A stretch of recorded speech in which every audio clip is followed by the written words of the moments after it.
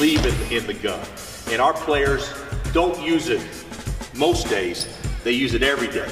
In my 20 years as head coach, I've used the gun every single year. Well, my dream as a coach that everybody would grow up with the gun, because getting all those reps would make my job a lot easier. Hello, everyone. This is Tom McDonald from the NABC Championship webinar series. I'm the 2-year college coach rep and also with Championship Productions for the last 20 years. Special thanks, Jim Haney, Executive Director of the NABC, Reggie Minton, Troy Hilton, and he's on the call. He's been fantastic help. I'd like to take just a special moment to Eric Weberg about all of his contributions on the social media side from the NABC, Rick Letty too. The gun for making this all happen, Sideline Interactive, came to us. They just wanted to give something away. They're going to give a one table, 8-foot LED free shipping, over $11,000 value. Craig Reed and his sister for KBA, they've been unbelievable in sending coaches clipboards, marker boards, magnetic boards if they're quarantined and can't get to their office for their equipment and to do these presentations. Mike Bray, the past president of the NABC, has been nothing but supportive and really kind of challenging us to do some great things and with the NABC. Jamie Dixon has been nothing but helpful in his time and efforts and encouragement. The board of directors for all their time in promoting and speaking and getting the word out about these webinars. Championship Productions, Bill Bergen, Nate Landis, Daryl Bennett. But I have the honor of introducing our next speaker, Nathan Davis.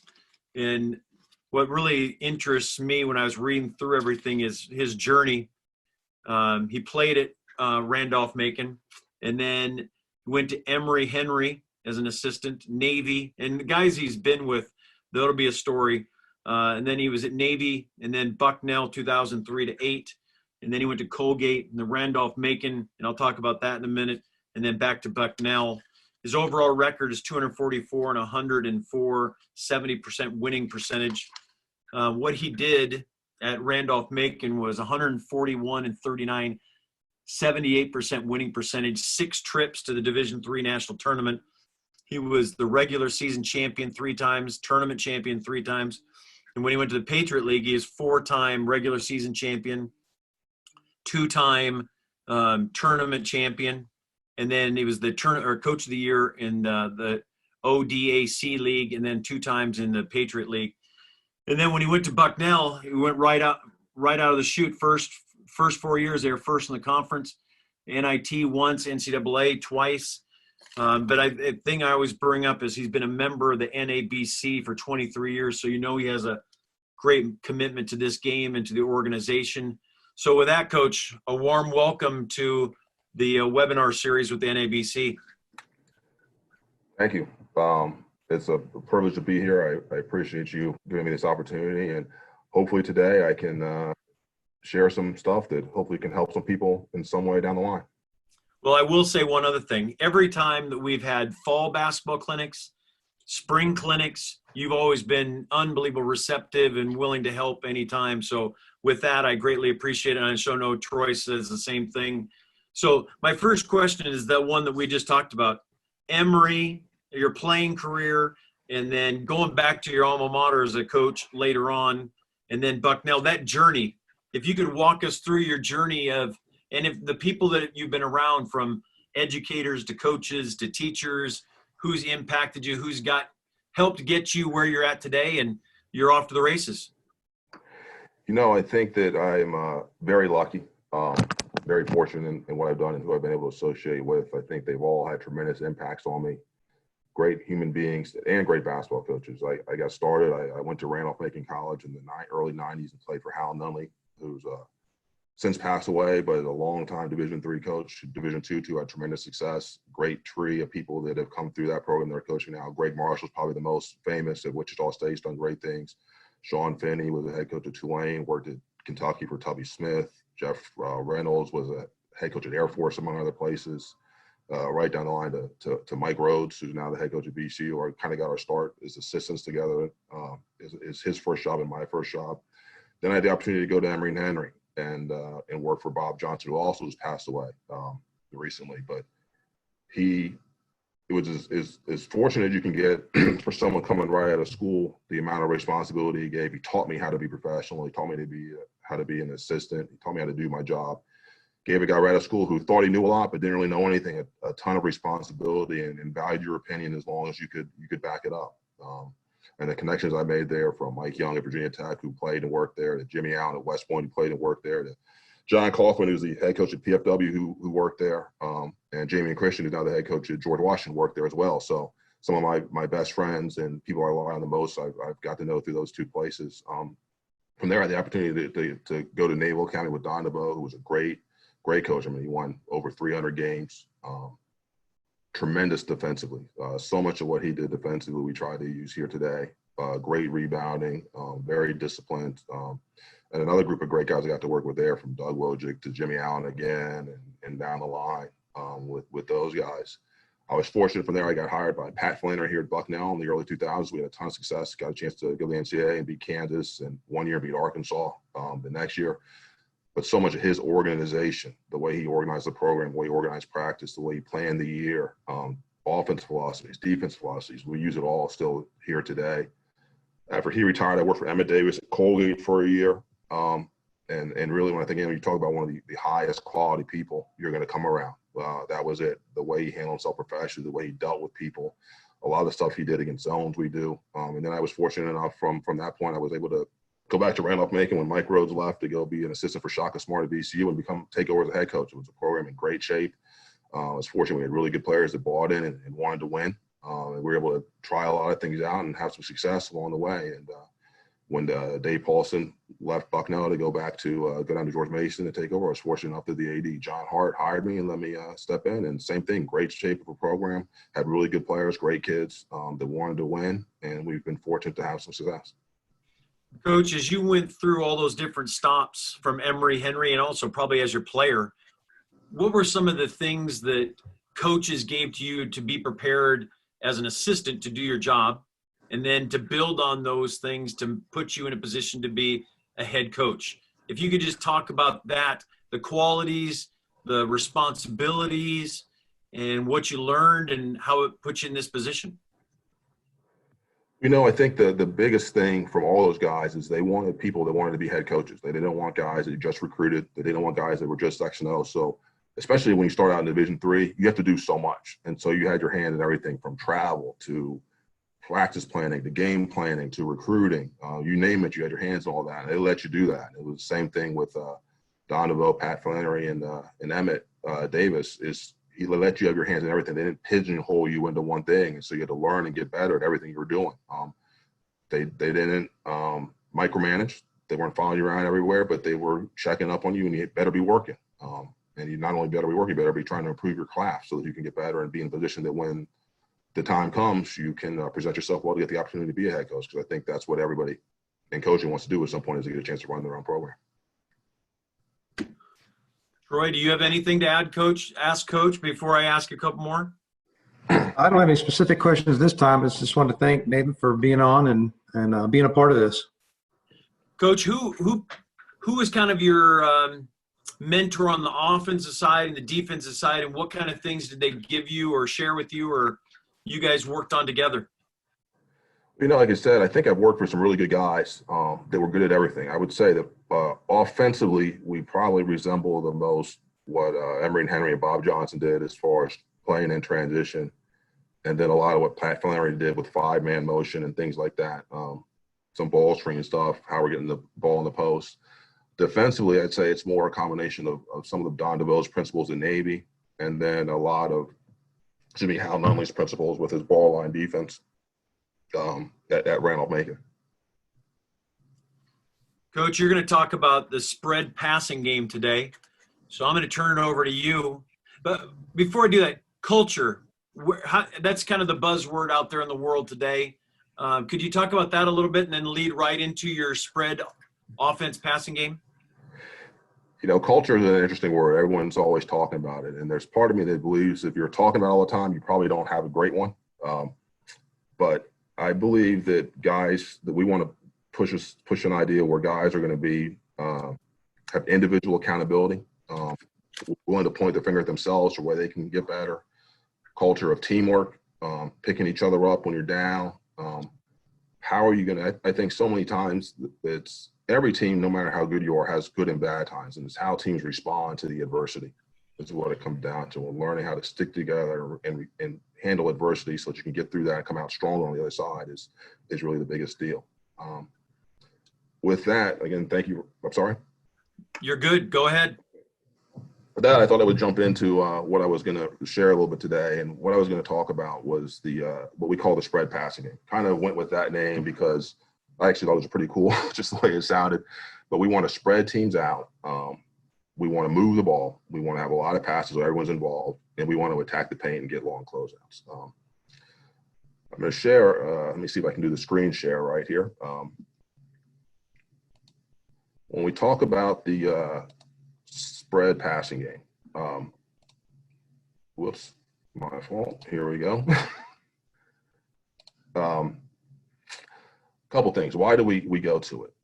I think the first and most important thing is that no matter what you're doing, you've got to do something that's going to give you an opportunity to beat the teams you need to beat to win your league, win the conference, win the national tournament, depending on what your goal lines are. For us in the Patriot League, obviously we're a one big league, and so we've got to find a way that we're going to attack the teams that we play in league and in the tournament to hopefully advance to the NCAA tournament. And in our league, we're going to see a ton of positional man-to-man, pack line, ball line type defense. Not a lot of denial, not a lot of press. We'll see some zone, but we got to do something where we're going to be able to move the defense and move the ball.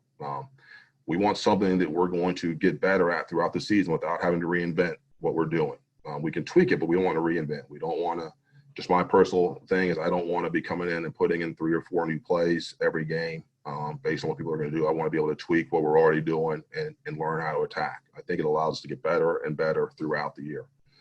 The next thing is I wanted to make sure it's something that whether we're running a set or running our transition. Now, we're going to run transition, make or miss, and try to push the ball to the floor and score in the first 6 seconds if we can. We can get the transition 3, a shot in the lane or layup. We want to do that. If we can't, we want to get into our half-court offense. We want to be able to do it simply, no matter what's live ball where we're doing that or a dead ball we're running a set. And then in attacking the defense, we wanted to make sure that they couldn't rest, they couldn't reset. Once we got down, we didn't pull it out, have to reset. It was something simple to get into. And then, like I said, because of the defenses we're seeing, we wanted to get great ball movement. One, to move the defense, but also I think it's especially important in this day and age because it gets everyone involved. We're not standing around watching one guy dribble. Everyone's going to get involved in most possessions. Almost everyone is going to touch it at some point. Like I said, we want player movement to move the defense. And all this is to get to long closeouts. At the end of the day, we want to get paint touches to create catch and shoots off penetration and 2-foot paint touches for our post players. Big believer that the best post move is no post move. We catch it at an angle so we can use our body, use our positioning to make easy moves to finish. And then the final thing is we also want to take advantage of some of the pack line principles that you see more and more these days with the no baseline. How can we get middle penetration and create space to get multiple drives? I think the more time you can get in the paint, the better shots you're going to get. We wanted to try to create opportunities to get double gaps, get multiple drives, and take advantage of some of the things we think are the hardest to guard. And we thought going in year in, year out, the things we had the most trouble guarding were obviously penetration. We wanted post isolations, especially from the on the block, but with passes from the slot out front. Thought that was hard on the help. And then we wanted the ball stream with space and try to make 2-play-1. And so that's kind of why we adopted the spread passing game. In it, and I'll show some video here, and we'll go to some, some diagrams. But we have base actions. Okay, so the spots that we're going to talk about in the spread passing game is really just motion. Like I said, with ball streams, with dribble penetration, those types of things. But we're going to fill slots and corners. We want slots and corners, and the corner is more to create opportunities to drive from the slot. On slot-to-slot passes, if there's no quick drive, it's an automatic weak side exchange. Slot to wing passes on a ball with an unoccupied post. We're really going to play a lot of the dribble drive principles that you see all the time with brushes, playing on penetration, trying to catch downhill, which I'll get into in a second. Slot to wing pass with the occupied post. We're going to play post ISO and high-low. So instead of brush cutting the ball side corner, we're going to cut through the weak side and fill. We want bigs. The important thing for us is our bigs are not to follow the ball. They're going to pretty much stay on one side unless they go ball screen or it's skipped and they're holding a steal. And they're going to look to duck in or run in action based on reversal. And then on the post reads where the ball's caught off the block, we're going to split and kind of play off that. Those are kind of the base actions. And then from that, we have other concepts that we can use and we'll incorporate into the offense that the guys can do on their own, and they're going to call them out. I do think one thing this does is it forces not just defense but offense, so they got to call out and talk to each other, so they know what's going on. Can't make a pass for reversal. You can always dribble at the player, which will typically, we'll see some diagrams on this. We'll go back cut, and then you can either refuse it and take the backdoor, or you can take a handoff. What we call triple, which is a sprint ball screen on the weak side. We want mostly all of our ball screens to be sprint screens where we're surprising and attacking the defense, not tiptoeing into it, but we want to really attack it to try to force the screener's defender to be late. So we'll do what's called triple, which is a wing ball screen with a lift and some action on the weak side. What we call a warrior is a simple pass follow, which I'll get on to. The flats, a step up from the block, same side slot, flat back to the base basketball screen. What we call Utah is a staggered ball screen. Rocket is a pass and follow handoff. What we call Dirk is a free throw line isolation for one of our bigs. And then Falcon is a lot like you get in the ball screen motion, pass and follow ball screen with the weak side big lifting from the block. So with that, let me get us into some of the diagrams, and we'll try to go through it this way. So this would be our initial setup.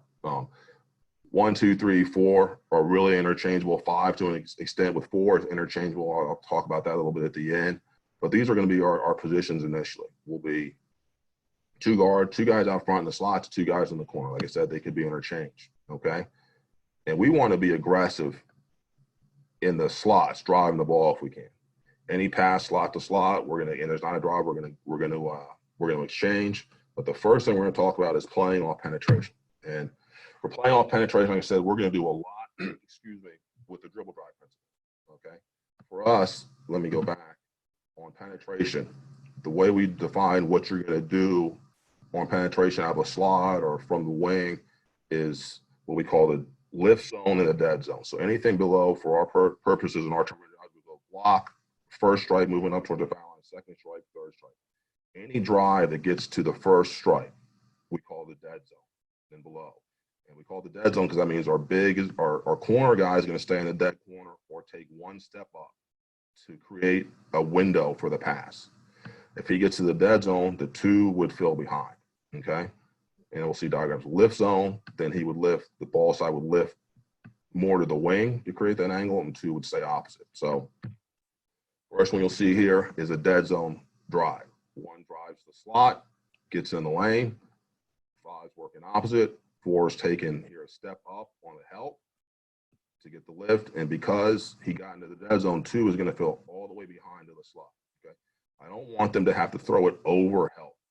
We don't want to throw it over help. We want to give them clean windows so they can jump stop, reverse pivot, and make quick passes. And then on the backside, you'll see 3 is lift. We have 3 lifting here because he's doing the same thing. If his man were to get in and help on the 5, is give him a window to the backside to kick it out. Coach? Yes. We're having some audio problems. You're kind of fading in and out. Can you try, Lonnie, what do you want me to do? Just check out and check back in? He's on mute, I think. Hold on. Just leave the meeting. I think there's a leave the meeting button. Okay. Or I wonder if it's the share as well. But at any rate, we'll just do that. Just leave the meeting and then click your link and get back in again. All right. I will be right It back. helped before. We're no issue. Thank you, Coach.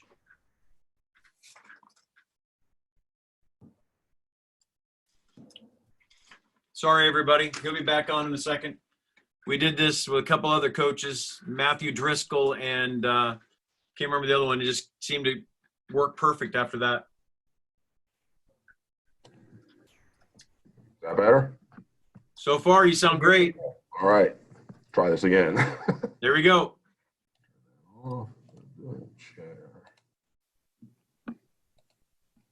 Okay. So we've got to get back to, we've got the slot drive to the dead zone. All right. I talked about the lift. Our big on the penetration will always work to the opposite block to play off his man helping. If we kick it like we did in that last play, opposite the post, wherever he went, so the opposite side, our guy that drove is going to fill that side to that corner. We want to create middle drives. Our two had stepped over is going to step away, so now we've almost got kind of a double gap for a four to drive it. He can drive it, he can fill it up and kind of reset it, okay? If we drove and he got to the dead zone and kicked it back behind, he's still going to fill to the corner. Three who's lifted is going to get back to the corner. Four is going to fill up behind. And four on the penetration would end up being our fill behind guy. Five would change sides, one would step out. Three would do the same reads, drop, dead zone as far as where he's going. Excuse me. Next one. If we got to where we were stopped in the lift zone, here four is going to get up to give him an angle again, so he doesn't have to throw it through his defender. Team's helping in, whatever, we're going to throw it behind. He's going to go to the corner.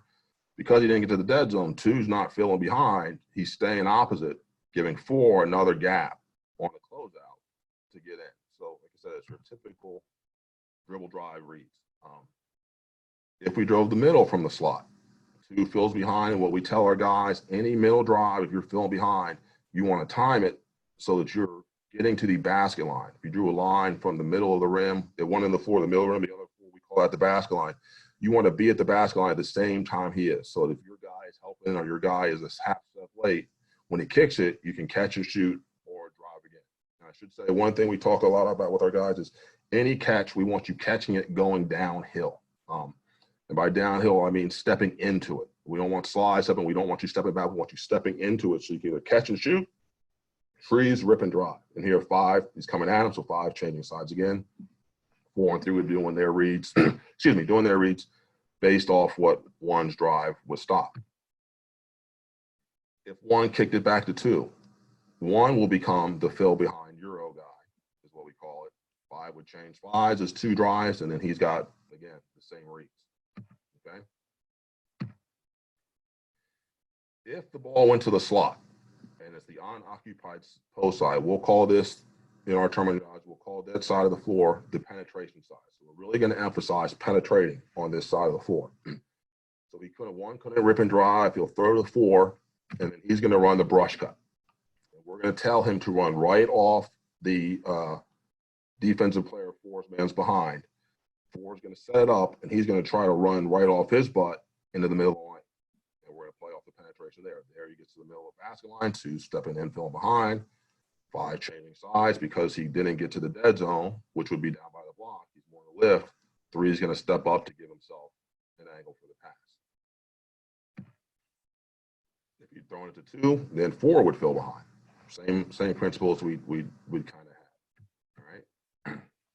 And the last part about the penetration is we're going to say anytime.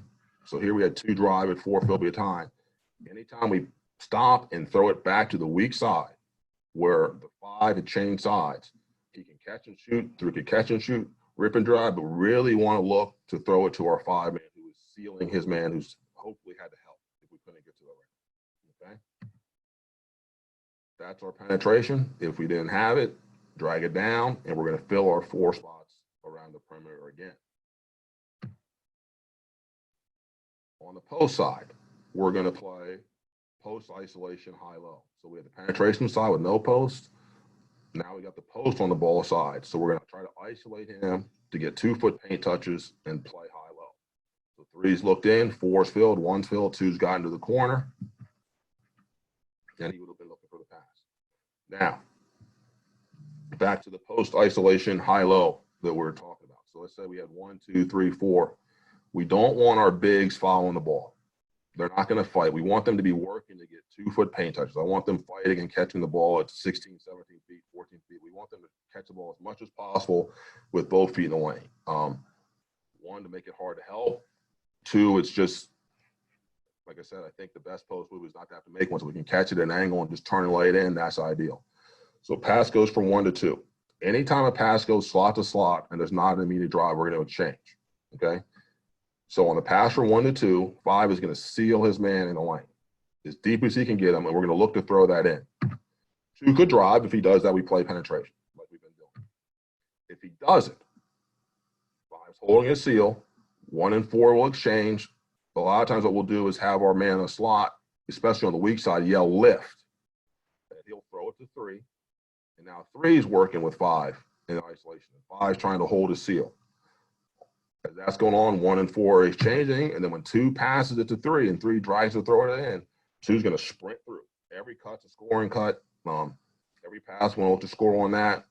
And we're going to fill our spots again. 3 is looking to throw it in. We can't throw it in because he's fought around. Maybe he's being fronted. Maybe the guy's in the help side on the backside. 4 is filled the slot. We're going to throw it back to the slot. And now 4, his first look is to throw it in. Can we get him sealed and throw it in? And he's reading the defense. Can he not throw it in because 2's man's helping? Then we can skip it. We'll play off that. Is it 1 man helping it? We can throw it there and play off that and kind of keep our motion going. The post to the high-low, post side penetration side to the high-low is our basic stuff that we're trying to do. Don't have it, reverse it again. We got the 4 and 3 exchanging. You'll see 5 didn't follow the ball. And now we're back. We can brush. Now, we don't say you can't drive baseline. If you catch it on the wing and you can beat your man baseline, you do it. Now, 1 here is not waiting. He's passing, he is brushing. He's not waiting to see what happens. But when he rips the baseline, 1's going to fill behind. 3 is going to even out front to give him a window. 5 to the front of the rim. 4 to the backside corner. Just your kind of basic penetration that we're setting up there. So he's got easy reads. And again, I don't want guys to have to jump and throw it over guys. We want to make sure that there are windows to throw it. We also don't want guys, see when we show some film in a second, they do finish over some guys. We don't want to have to finish tough layups over people. We want to, if we get help, we want to jump stop and find the next guy. Okay. Now, that's all well and good, the high-low, the brush, but at the same time, that's not going to be enough. So within it, we will have some actions that we talk about to try to create penetration, create 2-on-1, create long closeouts. The first one is the typical dribble act. Ball's out front. It could be guard to guard. Here it's 4 to 1. It could be 5 to 1. But 4's out front. He's looked. He can't pass it. They've done a good job. He wants to rip it and dribble to go a step off the elbow. Hey, Coach, can I ask you a question? Sure. Are you covering up a mic or anything like that? Are you covering anything on your computer?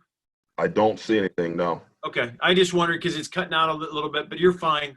Maybe it's the video and the sharing, but we're good. We can all hear you, but it just goes in and out. So I'll leave you alone. Go ahead. Okay. So with the dribble act, as he goes, if he can't pass it to 2 in the slot, 2 is cutting through and filling. 4 is going 1 step off the elbow, a step or 2 below the 3-point line. 1's taking a step and then coming to the full sprint. He can back cut or take the handoff, like all dribble handles. That's our dribble act.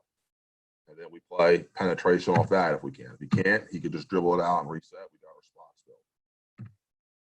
filled. The next one we'd have is called what we call triple, which is a wing ball screen. 3-man game on one side, 2-man game on the other side.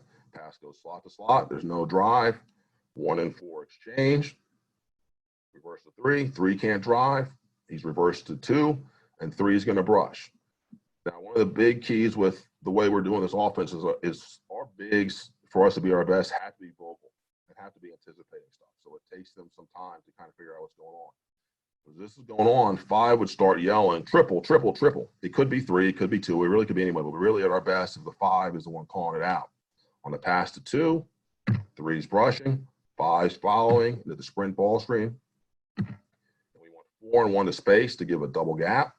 4 will play off the penetration. 5 rolls, 3 lifts. That's our triple action. Throw back, duck in, high low. The next one we have is what we call warrior.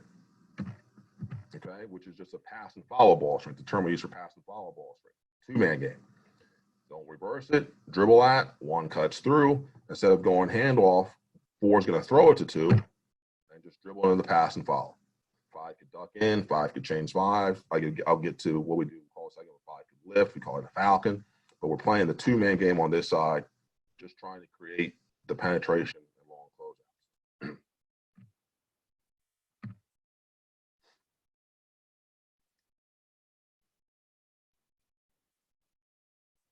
The next one I want to talk about is what we call flat. I messed it up there. Pass goes to the slot. Here we go. Pass goes slot to slot, no drive. We'll call flat. It's a concept we can run with the big is on now on the ball side. 4 and 2 will exchange.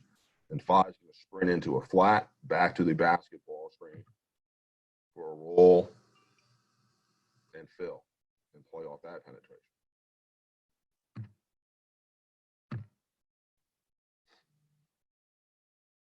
The next one is a Utah.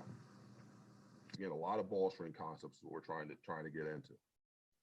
Comes high, dribbles at, 3 cuts through again. This time 4 or 5 is yelling Utah, Utah, Utah.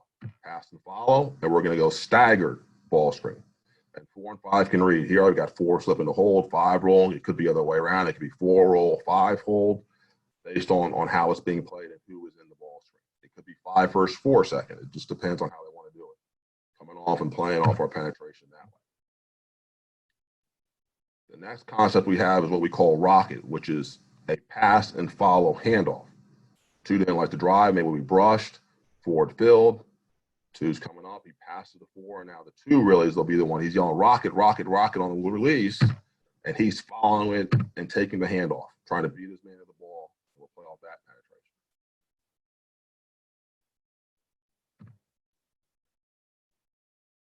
The next idea we have, and this is probably something we did the least amount, but was something we could go to if we had a mismatch. We like with athletically 4 or 5 in the lane.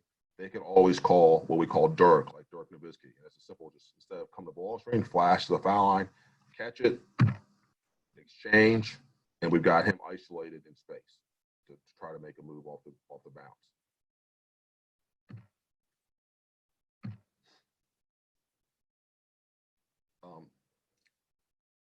Here we get reversal, and the last one I'm going to talk about is Falcon.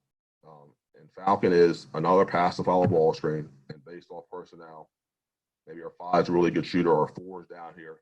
He's going to lift, and we're going to empty out the floor like with your ball screen continuity things you see all the time. All right. And then the last couple things to get into as we go through this is one thing we want to do is we don't want to necessarily just have our 5 be the post. So maybe we have a 4-man that's got a good matchup against his guy in the post. So we have ways to get them in the post. We can just simply on reversal, we can have our bigs up at the back screen to get them in like we do here. Now he's isolated and these guys are playing the same thing outside. They could just flash, they could ball screen, but anytime one big goes in the post, the other one is going to fill to this ball side slot that's been vacated. So we can play high-low and isolate that big in the post. All right. And before film, we'll get some of this on film, is anytime it goes into the post and we haven't got 2 feet, we want to split on the ball side. We'll have our better shooter. We'll typically read it to step out to the wing. The other guy's going to go through. If there's a different read because we got a layup, that's great. And then on the backside, these 2 are playing together. They can fill, they can exchange, whatever they want, just to make sure we're giving room and making sure that the perimeter guys have to guard their man and can't just help in on the post. We'll play out of that. Now, I know that's kind of a lot thrown at it, but here's I show some film. Hopefully, we'll see it's not nearly as kind of complicated as I think I probably made it out to see. Examples of everything going on. So the first thing we're going to look at is, and it's never going to be perfect. The big thing is to make sure we keep playing, keep trying to get space, and keep the ball moving. So the first thing we're going to do is we come down, and once it's over, it's over. We made the pass, our transition is now over. And so it's an immediate post is on the weak side, we're cutting through, and we're going to get the brush. Down the lane. He didn't get deep, so he stayed wide. His man helped in, and we're kicking for the 3.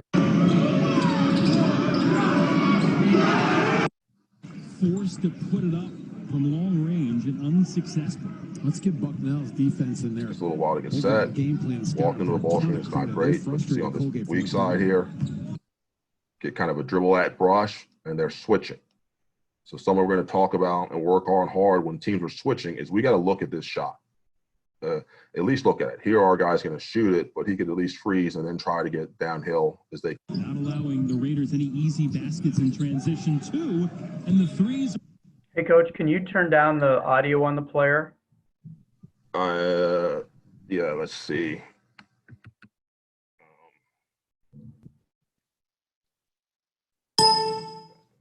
Is that better? Great. Thank you. All right. Here we come down. We run a little set. And we're going to get right in. They've guarded, so we're right into it. We got our spacing. Got the post isolated. We got the corners. We're in the slots. And now they're going to play off each other. Reverse it. We get the exchange on the backside. We're going with a little flip brush. They switched. And being ready to shoot that.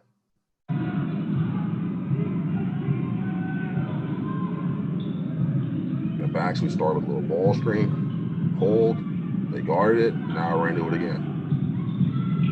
Now here we thought we had a matchup, so we went to the post. Bounce the floor out, you see him step out. We go back.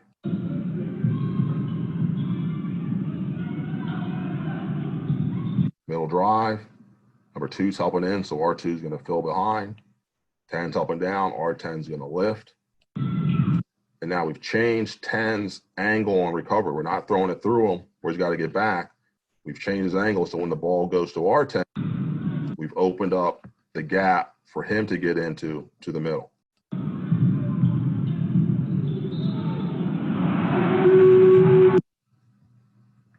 Corner look is good for Tucker Richardson, able to drain it low as you roll back. Pitched it. In here, again, Colgate getting things nice and set up coming out of. Started like a handoff. And playing, they guarded start for Jordan Burns. Drive, no panic. And the extra pass. Get our spots filled. You saw there, we had the post stuck in on a reversal. We go weak side to strong side. And the extra pass. Our 5 ducks in. We're cutting through, and now we're going to fill up to get our spin. Third 3 for Tucker Richardson. Right, he shouldn't have let his man out of the high low, but he did. Still looking for the high low, but the fill behind on the baseline drive. Toomer. Heel can a 3 And we at caught the their other. 10 staring in at the ball.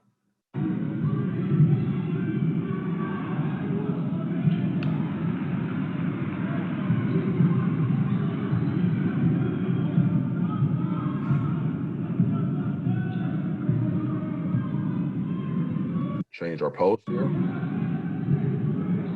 Tried a little handoff, didn't work. Change to get it back in. Now we've got the triple. One of these guys at some point here, probably 11, called for the triple. So here comes our 5. He's coming up to set the ball screen. 11's getting in the corner. We're spacing the backside. Oops.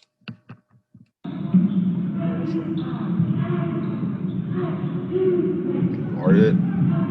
Fill behind, fill behind. Pop the key.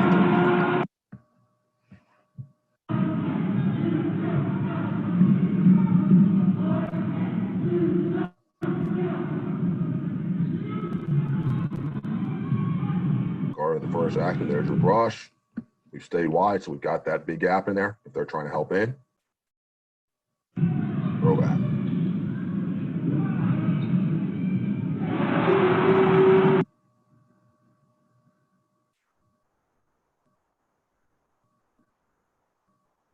Quick set, they guarded. Middle drive, you'll see 4. His man staring in. He's going to start filling behind. That little movement gave him room to get that shot off. We really want that driving middle to get help and kick. Get help and kick. Quick set, they guard. Helped in, we're filling behind. And he moved out the wrong way, so now we've got the second drive. 11 here is too high. He should have moved himself back to the corner. Either way, it opened up that second drive for him to get down the lane.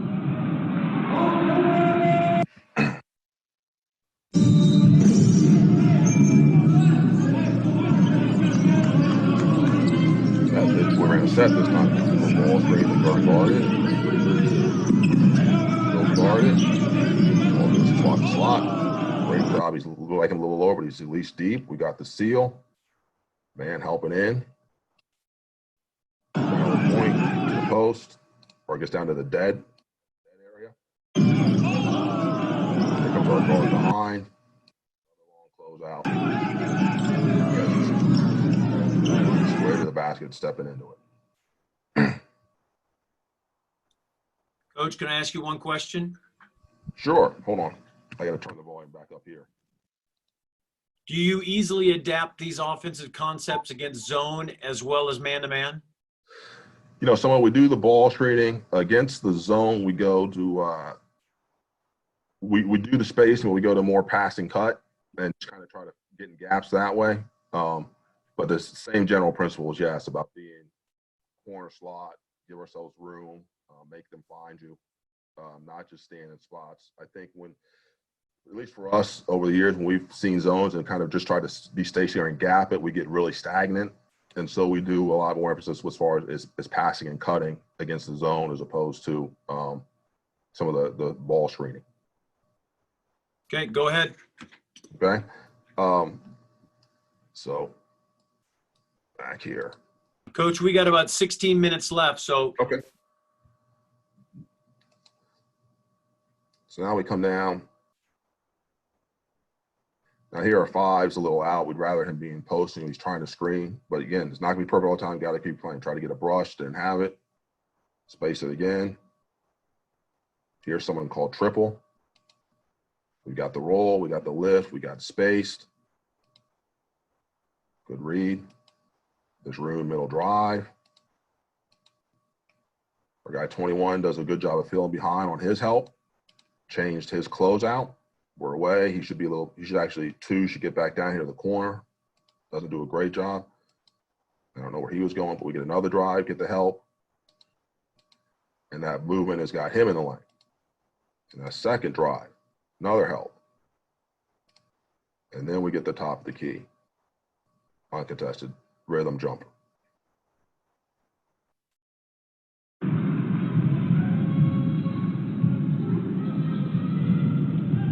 Guard the set, space the floor again. Middle drive helps in. Four sees that behind. Patient, drive baseline, go behind.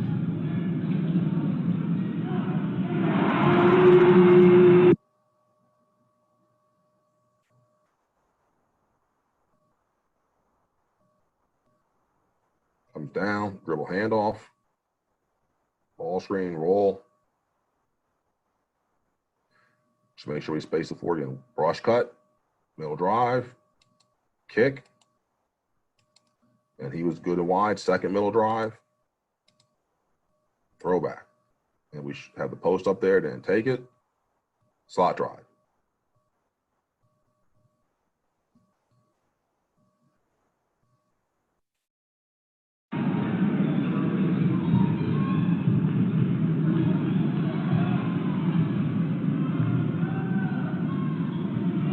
Triple. He's actually open on the roll. We don't see it. Keep playing. And you saw on that, you'll see here, our guy, our post does a great job. This man's helping. As it's reversed, he gets him 2 feet in the lane. And we're able to throw it right in and draw the foul. Another example of our post doing a good job still on reversal. A little ball screen doesn't work. Rush. He's waiting. Pass is made. 2 feet in the paint. For a layup.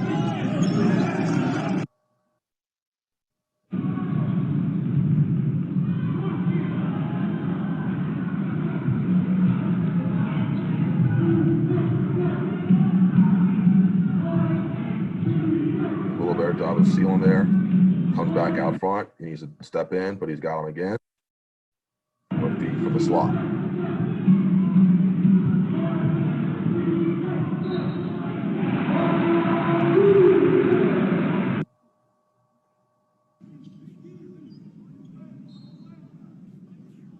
Paul Newman back into the game for the Bison. Back over Sotos. Underneath now to Get ourselves Newman. respaced again. And now up top to Rice. And now we've thrown it into the post, and we're going to split. Newman. Split and fill, By and just Carney. read. Back up top to 3. That one's good.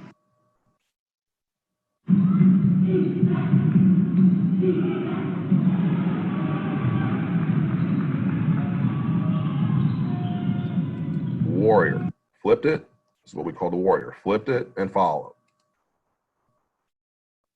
And they switched, so he was able to raise up and shoot. Run, and he does. It's a big safety valve to have a big fella like that. No doubt about that. That was a little bit of a Falcon pass and follow with a lift. Now we're going to keep playing. Dribble at Warrior. Bucknell just got to keep running their offense. They switch, so we isolate the post. Here comes our other big up to let them play one-on-one. Now they're going to split. 1-0 should have dove harder, but he's giving them room to make his move with like 4 to fill back behind him. Sweeping off too little.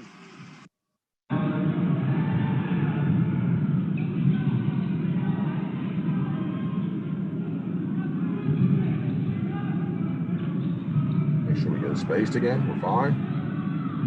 Another Warrior.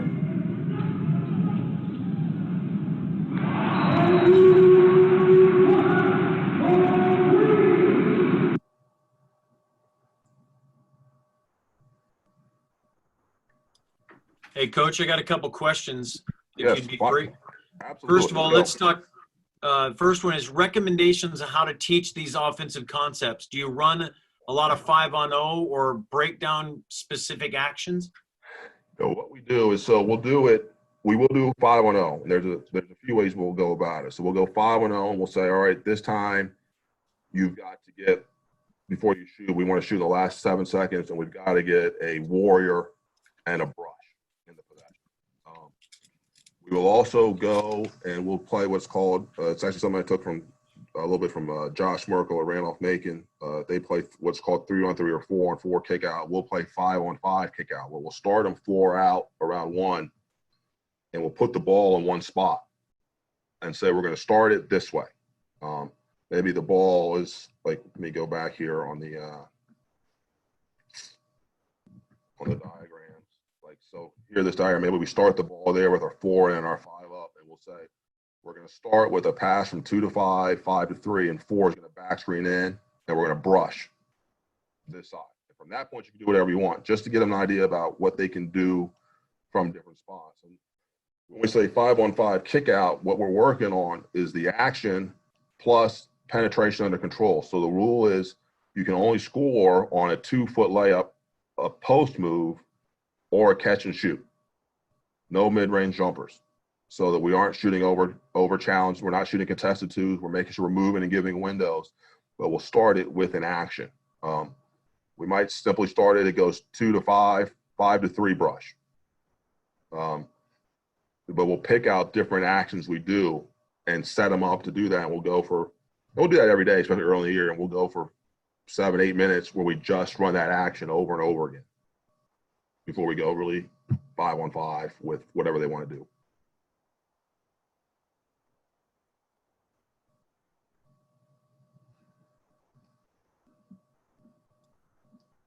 Coach, can I ask you a couple more? Of course. Do you use this? I think you answered this already. You can use this against zone, or you go a totally different direction? We keep the same principles, but we get away. We do some of the ball screening, but what we do is we look hard at cutting. So when we pass, we'll still brush the corner, but we might brush the corner and see where there's an open area and cut somewhere else. We'll pass to the wing and both sides occupied. So against zone, we'll still go 4-on-1, and we'll take our 5 in, and his job is to really post the middleman. Whoever's the middleman, we want him to constantly be trying to post. He's going to work short corner post, and the other guys are going to play motion off that. Where are the gaps? Can they pass and get to the corner? Can they pass and cut through weak?